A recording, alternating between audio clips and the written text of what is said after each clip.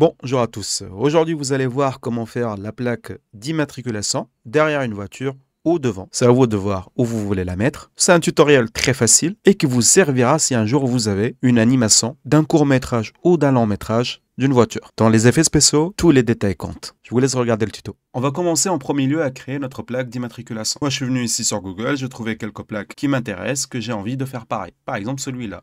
Clic droit et je le télécharge. Hop, hop. Après, je viens ici sur Canva ou n'importe quel éditeur d'image que vous avez. J'importe ma plaque. Je clique sur effacer l'arrière-plan. Si jamais vous ne l'avez pas, c'est pas grave. Vous venez ici, Remove BG, c'est totalement gratuit. Vous mettez votre image et il efface l'arrière-plan. Ici, je vais utiliser la gomme pour enlever ce qu'il y a au milieu. Parfait. Je reviens en arrière.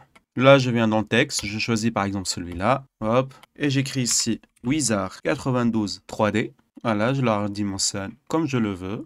Ici, je change en noir. Et là, j'ai ma plaque. Sinon, si vous n'avez pas aussi comme moi la gomme, c'est simple aussi. On clique sur le texte, on met Wizard ou ce que vous voulez. Voilà.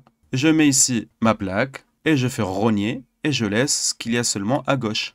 Et je fais la même chose pour la droite. Là, je vais ici dans éléments. Je télécharge par exemple ce carré et je commence à le redimensionner pour que j'ai la même chose que ces traits noirs. Après, CTRL-C, CTRL-V pour le mettre en bas. J'importe un deuxième. Et voilà, j'ai ma plaque de matriculation. Et ici, je vais cliquer sur Partager. Je vais aller sur Télécharger. Et là, si jamais vous avez Canva Pro, vous cliquez sur Arrière-plan transparent. Et vous cliquez sur Télécharger. Si jamais vous ne l'avez pas, vous la téléchargez en PNG. Et après, vous venez ici dans Remove BG. Vous mettez votre image. Et comme ça, vous l'avez en arrière-plan transparent aussi. Et gratuitement.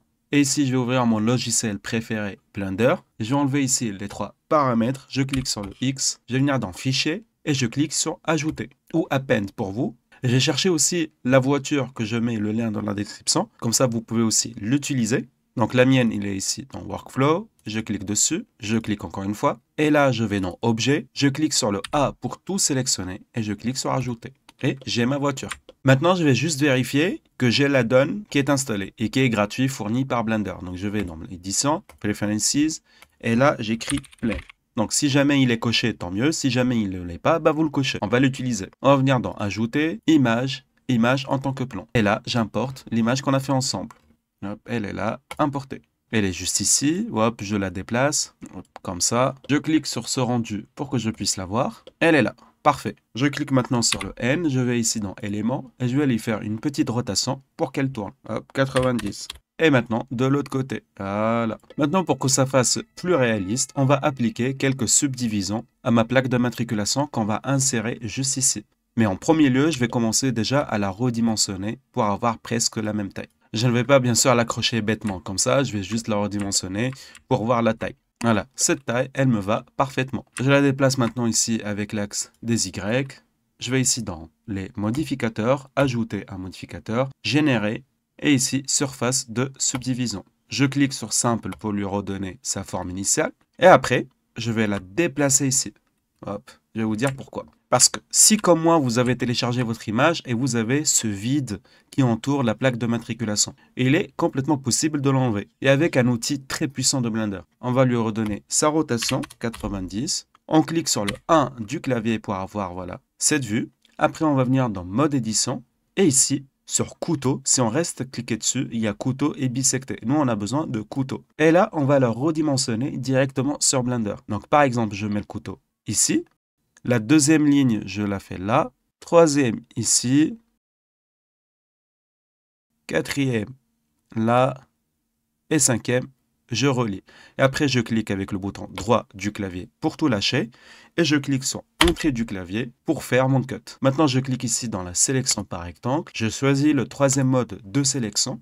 Et si par exemple, je sélectionne le premier, il est séparé de la plaque. Du coup, je clique avec le X et je supprime avec Face. Pareil aussi pour le reste, Face. Et voilà, j'ai ma plaque de matriculation, sans le vide qu'il y avait autour. Et je me remets en mode objet. Maintenant, je déplace sur l'axe des Y ma plaque. Voilà.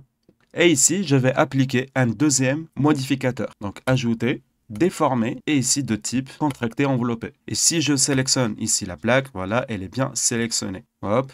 Donc, je reviens ici dans Wizard, et ici dans la pipette, je sélectionne la plaque. Je la monte en haut, voilà. Et ici, je peux la bouger si jamais pour vous, elle n'est pas vraiment devant la plaque. Et si je remonte le contracteur enveloppé en haut, hop, il va prendre une position initiale. Hop, ça, c'est parfait. Maintenant, je vous laisse faire la même chose, mais ici, sur le devant de la voiture. Un petit challenge qui prouvera que vous avez bien réussi la vidéo. Merci à vous d'avoir suivi le tuto et je vous dis à la prochaine.